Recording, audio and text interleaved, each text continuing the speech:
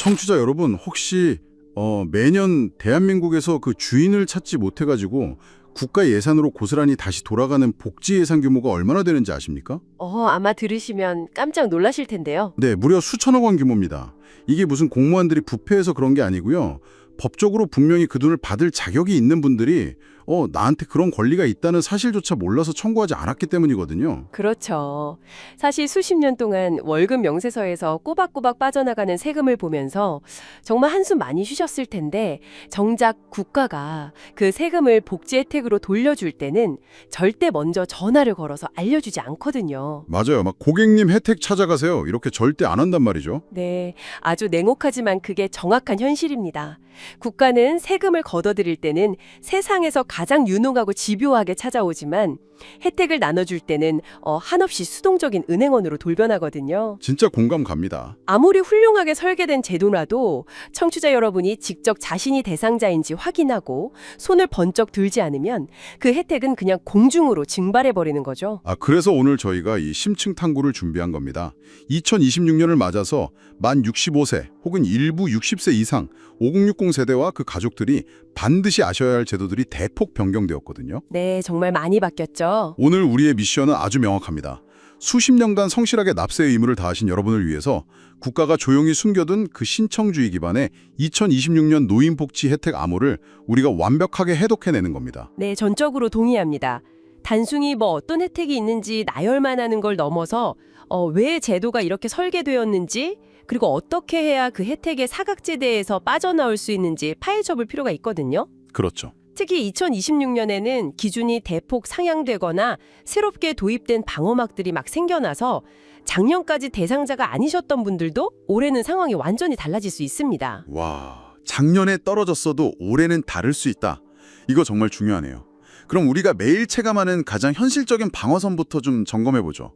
의료비랑 고정생활비 말인데요. 네, 가장 피부에 와닿는 부분이죠. 제가 그 국민건강보험공단 자료를 보면서 2026 변화 중에 가장 눈에 띄었던 게 바로 요양병원 중증 환자 간병비였습니다. 이게 기존에는 간병비가 전액, 그러니까 100% 본인 부담이라서 한 달에 수백만 원씩 깨지잖아요. 맞아요. 그래서 이른바 간병 파산이라는 무서운 말까지 나왔었죠. 그러니까요. 그런데 이 간병비 본인 부담률이 30% 내외로 대폭 낮아진다고요. 네, 한국 사회의 가장 큰 시한폭탄 중 하나였던 간병비 문제에 드디어 국가가 본격적으로 개입하기 시작한 겁니다. 이건 단순히 노년층을 위한 복지를 넘어서 부모님을 부양해야 하는 3040 자녀 세대의 경제적인 분계를 막기 위한 거시적인 조치이기도 하거든요. 자녀 세대까지 고려한 거군요. 그렇죠. 의료기술 발달로 유병장수 시대가 오다 보니까 그동안 사적인 영역에 맡겨두었던 간병을 이제는 건강보험이라는 공적인 영역으로 끌어안지 않으면 사회 시스템 자체가 버틸 수 없다는 위기감이 작용한 결과라고 볼 수 있습니다. 와, 그 위기감이 우리 가게 입장에서는 엄청난 방어막이 되어주겠네요. 의료비 하니까 또 치과 비용도 빼놓을 수 없는데 이것도 혜택이 있죠. 네. 만 65세 이상이 되시면 임플란트 비용 본인 부담금이 30% 수준으로 떨어집니다.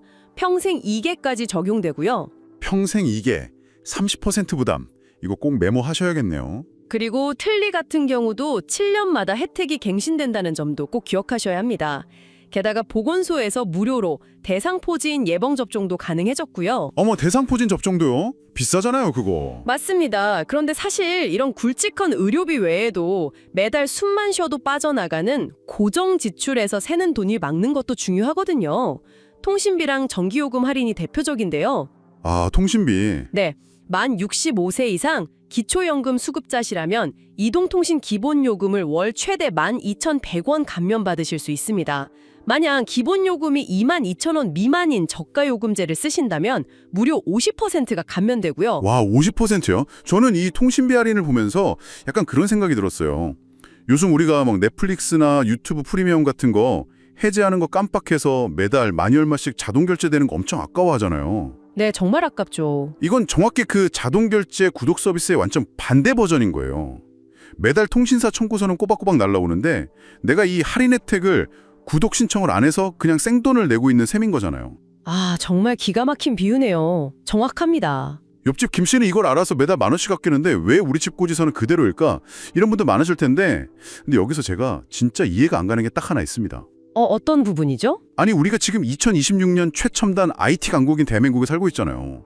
제가 신용카드로 어디 가서 10,000원짜리 밥을 먹으면 국세청이 1초 만에 알아요. 그렇죠. 시스템이 엄청나죠. 세금 매길 때는 제 소득이나 동선을 그렇게 기가 막히게 추적하면서 아니 왜 통신비 12,000원 깎아주는 건 자동 적용을 못하는 겁니까?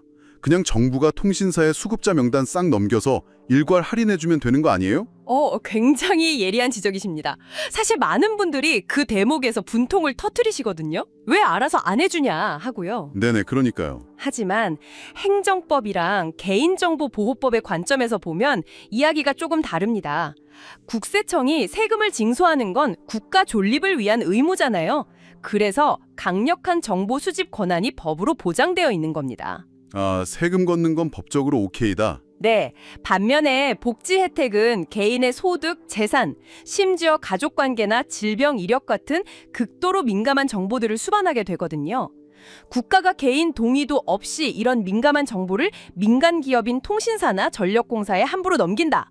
이건 거대한 위법 행위가 됩니다. 아하, 그러니까 국가가 내 재산 상태를 마음대로 판단해서 통신사에다가 이 사람은 저소득층이니까 요금 좀 깎아줘라 이렇게 하는 것 자체가 일종의 프라이버시 침해나 낙인 효과가 될 수 있다는 논리군요. 네, 정확하게 짚으셨어요. 그래서 개인이 직접 내 정보를 활용해서 혜택을 적용해달라고 동의하는 절차, 그게 바로 신청인데 이게 필수 불가결한 겁니다. 아, 그래서 신청주의일 수밖에 없는 거구나. 맞습니다. 물론 행정부도 국민들이 이런 걸 다 일일이 찾아다니기 불편하다는 걸 알기 때문에 타협점을 하나 찾았죠. 그게 바로 보조금 24라는 시스템입니다. 보조금 24요? 네. 복지로 웹사이트나 동네 주민센터에 가셔서 딱 한 번만 포괄적인 동의를 하고 인증을 거치시면 무려 305개 중앙부처 서비스 중에서 나한테 맞는 혜택을 시스템이 싹 긁어서 매칭해 줍니다. 일일이 부처 홈페이지를 찾아다닐 필요 없이 중앙 통제실 하나를 딱 만들어둔 셈이죠. 와, 305개나요? 그렇군요. 법적인 한계랑 프라이버시 문제 때문에 신청주의가 유지될 수밖에 없다면 결국 현대사회에서 이 정보력과 실행력이라는 건 단순한 부지런함의 문제가 아니라 내 지갑을 지키는 가장 강력한 방어구라는 결론이 나오네요. 네, 정말 그렇습니다. 모르면 나만 손해인 세상이니까요. 자, 그럼 이제 매달 아끼는 몇만 원의 생활비 차원을 넘어서 진짜 목돈 이야기로 가보죠. 국가복지 예산의 가장 거대한 축이자 5060 세대의 초미의 관심사. 바로 기초연금의 세계로 들어가 보겠습니다. 아, 기초연금. 이거야말로 매년 제도가 미세하게 바뀌고 계산법이 너무 복잡해서 오해가 가장 많이 쌓이는 영역이죠. 제 주변만 봐도 이 기초연금 때문에 진짜 울고 웃는 분들이 너무 많거든요. 근데 2026년에 가장 눈에 띄는 게 기준선이 확 올라갔다는 거예요. 단독 가구는 월 소득 인정액 247만 원 이하, 부부 가구는 395만 2천 원 이하로 작년 대비 무려 19만 원이나 상향됐습니다. 네, 엄청난 폭의 상향이죠. 그런데 청취자 여러분이 여기서 가장 헷갈려 하시는 게 바로 이 소득인정액이란 단어거든요. 내가 한 달에 버는 월급이 247만 원을 안 넘으면 그냥 무조건 통과되는 겁니까? 절대 아닙니다. 기초연금 탈락하시는 분들이 가장 많이 하는 착각이 바로 그 대목이에요. 국가가 말하는 소득인정액은 내가 직장에서 받는 근로소득만을 의미하는 게 아니거든요. 아, 그럼 뭘 다 합치는 거예요? 니 깔고 앉아 계시는 아파트, 통장에 있는 예적금, 주식, 심지어 골프장 회원권 같은 것까지 모든 자산을 일정한 비율로 환산해서 가상의 월급으로 변환을 합니다. 그 다음에 진짜 월급에 더한 합계액, 그게 바로 소득인정액입니다. 와, 그러니까 내 손에 들어오는 현금 흐름은 영원인데 은퇴 전에 사둔 서울의 아파트 한 채 가격이 올랐다는 이유만으로 탈락할 수도 있다는 거군요. 네, 맞습니다. 억울하실 수 있지만 현실이 그렇습니다. 물론 최소한의 주거를 보장하기 위해서 지역별로 기본 재산액이라는 걸 빼주긴 합니다. 아, 좀 깎아주긴 하는군요. 네, 대도시 기준으로는 한 1억 3,500만 원 정도를 재산에서 차감하고 계산을 시작하죠. 게다가 부채, 즉 은행 빚도 재산에서 빼줍니다. 다행이네요. 여기서 핵심은 자산의 가치를 월소득으로 환산하는 이 복잡한 공식 때문에 작년에는 정말 아슬아슬하게 탈락했던 분들이 올해 기준이 19만 원이나 상향되면서 수급권 안으로 들어올 확률이 굉장히 높아졌다는 겁니다. 아, 작년에 떨어졌다고 끝이 아니네요. 절대 아니죠. 한번 떨어졌다고 영원히 떨어지는 게 아니니까 올해 반드시 꼭 재신청을 해보셔야 합니다. 좋습니다. 기준이 올라간 건 참 환영할 일인데 제가 이 제도를 보면서 가장 의문이었던 게 있어요. 이른바 줬다 뺏는 느낌을 주는 정책인데 이름도 엄청 어렵습니다. 소득 역전 방지 감액. 아, 네. 그 악명 높은 단어죠. 단독가구 최대 지급액이 월 34만 9,700원인데 제 주변에는 턱걸이로 기준에 들어와 놓고 막상 통장 찍힌 거 보면 10만 원도 못 받는 분들이 꽤 있거든요. 이게 대체 어떤 계산법입니까? 이 소득 역전 방지 감액이라는 건 제도의 형평성을 맞추기 위한 약간 고도의 수학적 장치 같은 건데요. 아주 쉽게 예를 들어서 설명을 해보겠습니다. 네네. 단독 가구 기준선이 247만 원이잖아요. A라는 분은 재산과 소득을 합친 소득 인정액이 230만 원입니다. 그리고 B라는 분은 딱 248만 원이에요. 아, 그럼 A는 247만 원 아래니까 합격이고 B는 딱 1만 원 차이로 철락이네요. 와, B 입장에서는 진짜 밤에 잠이 안 오겠습니다. 속 쓰려서. 맞습니다. 진짜 억울하죠. 그런데 여기서 만약 합격한 A한테 기초연금 최고액인 약 35만 원을 그대로 다 지급해버리면 어떤 일이 벌어질까요? 230만 원에 35만 원을 더하니까. 네, A의 원래 소득 230만 원에 연금 35만 원이 더해져서 최종 소득이 265만 원이 돼버립니다. 반면에 B는 아까 탈락했으니까 여전히 248만 원이죠. 헉, 그러네요. 연금을 받기 전에는 분명히 B가 더 부유했는데 국가가 연금을 딱 쥐어준 순간 A가 B보다 오히려 소득이 17만 원이나 높아지는 역전 현상이 발생해버리는 겁니다. 와, 듣고 보니 진짜 그러네요. B 입장에서는 아니 내가 평생 일해서 1만 원 더 벌었다고 정부가 나를 쟤보다 가난하게 만들어버렸네 하고 완전 분노할 수밖에 없겠군요. 그렇죠. 그래서 국가가 상한선을 두는 겁니다. A에게 연금을 주되 탈락자인 B의 소득 언저리까지만 맞춰주는 거죠. 즉 합격 기준선인 247만 원을 초과하지 않도록 A의 최종 소득이 딱 247만 원이 되는 선까지만 연금을 지급하는 겁니다. 아, 그러니까 230만 원 소득자라면 247만 원을 맞추기 위해서 연금을 17만 원만 딱 주고 끊어버리는 식인 거군요. 네, 정확합니다. 이것이 바로 소득 역전 방지 감액의 원리입니다. 네. 논리적으로는 완벽하게 이해가 갑니다. 근데 현실에서 이 제도가 적용되는 분들의 심리적 박탈감은 어떻게 할까요? 제가 만약에 A라면 은퇴 후에 자식들한테 손 안 벌리고 조금이라도 보탬이 되려고 아파트 경비원이나 식당 아르바이트를 해서 월급을 좀 더 받았어요. 네, 훌륭하시죠. 근데 국가가 소득이 늘었네? 그럼 연금 깎을게 하고 뺏어가는 구조잖아요. 이건 솔직히 노년층의 근로 의욕을 꺾는 일종의 패럴티 아닙니까? 네, 사실 그 지점이 바로 복지경제학에서 가장 치열하게 논쟁하는 부분입니다. 진행자님 말씀대로 근로의욕 상실이라는 부작용이 현장에서 분명히 존재하거든요. 그러니까요. 일할 맛이 안 나잖아요. 하지만 국가 예산은 한정되어 있고 또 하위 70%를 지원한다는 기초연금의 대전제를 유지하려면 경계선에 있는 사람들의 역차별을 막는 이 안전장치가 최우선일 수밖에 없는 거죠. 복지라는 게 결국 한정단 파일을 가장 덜 억울하게 나누는 고도의 예술 같기도 하네요. 아, 그리고 연금이 깎이는 경우가 하나 더 있죠. 부부가 둘 다 연금을 받으면 부부감액이라고 해서 무조건 20%를 깎고 시작한다면서요? 이건 또 왜 그런 겁니까? 아니, 부부로 같이 사는 게 죄도 아닌데요. 그건 일종의 규모의 경제 논리라고 보시면 됩니다. 혼자 사는 독거노인 두 분이 각각 생활하실 때는 난방비, 전기세, 월세가 다 이중으로 들잖아요. 네, 따로따로 내야죠. 그런데 부부가 한 집에 살면 주거비랑 기본 생활비가 상당 부분 공유가 되죠. 그래서 1인당 생활비가 단독 가구에 비해서 상대적으로 적게 든다는 통계적 근거를 바탕으로 부부 모두 수급 대상자일 경우에는 산정된 기초연금액에서 20%를 감액하는 겁니다. 와, 아주 냉정한 통계의 세계군요. 사실 20%를 깎은 뒤에 아까 말한 그 소득 역전 방지 감액까지 이중으로 적용되면 정말 통장에 몇만 원 안 찍히는 분들도 있겠지만 그래도 최소한으로 보장해주는 최저 수령액 기준이 단독 가구 기준으로 약 3만 4천 원 정도 있다고 하니까요. 네, 맞습니다. 어차피 깎일 거 지레짐작으로 아예 신청조차 안 하는 그런 우를 범해서는 절대 안 되겠습니다. 네, 그게 제일 중요해요. 연금이 깎여서 소액만 나온다고 해도 다른 복지 혜택과 연동되는 일종의 자격증명서 역할을 할 때가 되게 많거든요. 그래서 수급자라는 타이틀 자체를 획득하시는 게 정말 중요합니다. 아, 꿀팁이네요. 수급자 타이틀 유지하기. 자, 무거운 연금이랑 세금, 계산식 이야기는 이쯤에서 좀 마무리를 하고요. 이번엔 분위기를 좀 확 환기해 보겠습니다. 네, 좋은 소식들이 기다리고 있죠. 이런 엄격한 심사 기준이나 전국구 단위의 혜택을 벗어나서 조건만 맞으면 삶의 질을 확 높여주는 아주 의외의 혜택들을 파헤쳐보죠. 저는 오늘 자료를 보면서 복지제도 안에도 아는 사람만 몰래 시켜 먹는 식당의 히든 메뉴 같은 게 존재한다는 걸 처음 알았습니다. 맞아요.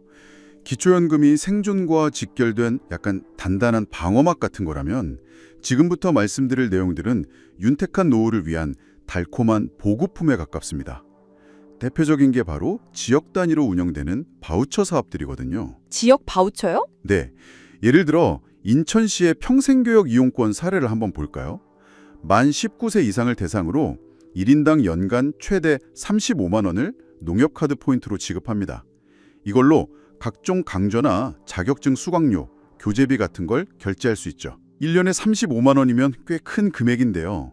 그런데 은퇴하신 60대 분들이 PC방 가서 2030 젊은 세대랑 광클 수강 신청 경쟁을 해서 이 바우처를 따내는 건 솔직히 쉽지 않잖아요. 바로 그래서 이 제도가 아주 흥미로운 겁니다. 전체 지원 파이 안에서 65세 이상 노인만을 위한 전용 할당 인원을 아예 별도로 배정해 두었거든요. 아, 노인분들끼리만 경쟁하게요? 네, 노년층의 정보 격차나 신청 속도 차이를 인정하고 배려한 아주 세심한 설계죠. 배움에 대한 갈증이 있는 분들에게는 진짜 엄청난 활력소가 됩니다. 와, 은퇴하고 막 목공이나 외국어 혹은 바리스타 자격증 같은 거 배우고 싶어 하시는 분들께는 진짜 최고의 선물이겠네요. 또 공과금 폭탄 무서워서 여름엔 찜통, 겨울엔 냉골에서 버티시는 분들을 위한 혜택도 있죠. 네, 창원시 등을 비롯해서 전국적으로 시행되고 있는 에너지 바우처가 있습니다. 생계급여나 의료급여 같은 특정 자격을 갖춘 저소득 가구 중에 노인이나 장애인이 포함되어 있다면 대상이 되시거든요. 네네. 여름철 냉방비, 겨울철 난방비를 바우처 형태로 실질적으로 지원해 주니까 아주 든든하죠. 아, 정말 다행입니다. 그런데 제가 이 히든 메뉴들을 쭉 훑어보다가 제일 놀랐던 건 수술비 지원 항목이었어요. 아, 수술비요? 네, 만 60세 이상 저소득층을 대상으로 무릎 인공관절 수술이나 백내장 같은 눈 수술비를 지원해 주더라고요.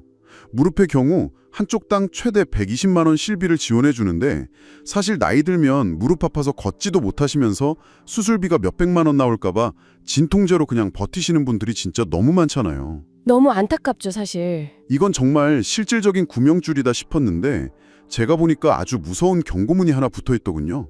이미 발생한 의료비는 소급 지원 불가. 이게 대체 무슨 뜻입니까? 오늘 이 방송 들으시는 청취자 여러분이 가장 주의 깊게 들으셔야 할 대목이 바로 여기입니다. 복지 혜택에서는 선 조치 후 보고가 절대 통하지 않는다는 뜻이거든요. 선 조치 후 보고가 안 된다. 네, 내 돈을 내고 혹은 은행에서 빚을 내서 먼저 수술을 다 끝낸 다음에 퇴원할 때 영수증을 떼어들고 보건소에 찾아가서 자, 여기 수술비 나왔으니 지원금 120만 원 주세요 라고 하시면 네네, 그렇게 하면? 그 영수증은 그냥 휴지 조각이 됩니다. 단 1원도 받으실 수 없습니다. 아니, 어차피 수술을 한 건 팩트고 내가 대상자 자격도 맞는데 왜 내 돈을 먼저 내고 청구하면 안 되는 겁니까? 우리가 보통 아는 사보험, 실비보험은 나중에 영수증 내면 다 해주잖아요. 사보험은 한도가 딱히 가입자 전체로 정해져 있지 않지만 국가나 지자체의 복지 예산은 1년 단위로 배정된 총액이 엄격하게 정해져 있기 때문입니다. 예산 총액이 정해져 있다. 맞습니다. 만약에 사후 청구를 무제한으로 다 받아주면 11월쯤에 예산이 다 떨어졌을 때 진짜 급하게 수술을 받아야 하는 사람은 지원을 아예 못 받는 사태가 발생하거든요. 아하, 선착순이다 보니까 예산 관리를 해야 하는군요. 네. 그래서 반드시 수술을 받기 전에 먼저 보건소에 신청 서류를 내고 심사를 거쳐서 당신은 지원 대상자로 선정되었습니다라는 공식 통보를 받은 이후에 수술대 위에 올라가셔야만 예산을 집행받을 수 있는 겁니다. 와, 세상에. 이건 정말 제도의 구조를 모르면 나중에 피눈물 흘릴 정보네요. 아프다고 무작정 병원 수술실부터 갈 게 아니라 자격 요건이 된다면 반드시 보건소나 주민센터의 승인을 먼저 받아야 하는 거군요. 네, 바로 그겁니다. 꼭 기억하셔야 합니다. 여기서 우리가 한 가지 중요한 패턴을 발견할 수 있는데요. 어떤 패턴이죠? 아까 말씀드린 인천시의 교육 바우처, 창원시의 에너지 지원, 또 포항시의 파크골프 연계 노인 일자리 등등 이런 양질의 맞춤형 혜택들이 중앙정부에서 일괄적으로 하달되는 게 아니라는 거예요. 아, 지자체마다 다르다. 네, 철저하게 지역 맞춤형으로 쪼개져 있습니다. 즉, 청취자 여러분이 거주하시는 동네의 보건소와 행정복지센터, 옛날말로 동사무소가 단순히 주민등록 등본 떼는 곳이 아니라 내 노후의 삶을 기획하는 거대한 복지사령부 역할을 하고 있다는 뜻입니다. 와, 동사무소가 내 노후의 복지사령부다. 정말 정확한 통찰이십니다. 오늘 정말 방대하고 깊이 있는 정보들을 다뤘는데요. 청취자 여러분, 오늘 저희가 이 심층 탐구를 통해 드리고 싶은 말씀의 핵심은 딱 하나입니다. 네, 실천이죠. 맞습니다. 알고만 있지 마시고 이 방송이 뜬다는 즉시 행동으로 옮기셔야 합니다. 지금 당장 신분증 챙겨서 부모님 모시고 동네 주민센터로 가보시거나 거실에 앉아서 스마트폰으로 보조금24 사이트에 로그인해 보십시오. 그리고 이 유용한 정보들을 나 혼자만 알지 마시고 가족 카카오톡 채팅방에 꼭 공유하셔서 자녀분들이나 부모님들의 혜택을 직접 챙겨봐 주시길 바랍니다. 저도 오늘 여러 자료를 꼼꼼히 분석하면서 청취자 여러분께 한 가지 도발적인 화두를 좀 던지고 싶어졌는데요. 도발적 화두요. 어떤 건가요? 기초연금 같은 중앙정부의 획일적인 혜택을 넘어서 지역별로 평생교육 바우처, 버스 무료 혜택, 노인 일자리 사업의 질이 이렇게 천차만별로 다르다면 어떨까요? 어쩌면 우리는 내가 대한민국 어디에 거주하느냐가 나의 은퇴 후 삶의 질을 결정짓는 복지 지역 격차의 시대에 살고 있는 것일지도 모릅니다. 와, 복지 지역 격차 소름 돋네요. 네, 그래서 청취자 여러분도 은퇴 계획을 세우실 때 단순히 부동산 가격이나 집값만 보실 게 아니라 내가 살고자 하는 지자체의 독자적인 복지 인프라를 샅샅이 뒤져보고 비교해 보시기를 강력하게 권해드립니다. 야, 지자체의 복지 역량이 은퇴 후 거주지를 결정하는 새로운 스펙이 될 수도 있다. 정말 깊이 생각해 볼 만한 날카로운 통찰입니다. 여러분, 수십 년간 국가를 위해 꼬박꼬박 내신 세금입니다. 이제는 내 주머니 속에 잊혀진 당첨 복권으로 방치하지 마시고 당당하게 환전하러 가실 때가 되었습니다. 네, 권리 위에 잠자는 자는 보호받지 못하니까요. 맞습니다. 대한민국 5060 세대의 더 평안하고 더 똑똑하며 권리를 온전히 누리는 노후를 진심으로 응원하겠습니다. 지금까지 2026년 숨은 노인복지 혜택의 암호를 해독해본 심층 탐구 시간이었습니다. 여러분, 잊지 마시고 방송 끝나자마자 당장 조회부터 해보십시오. 감사합니다.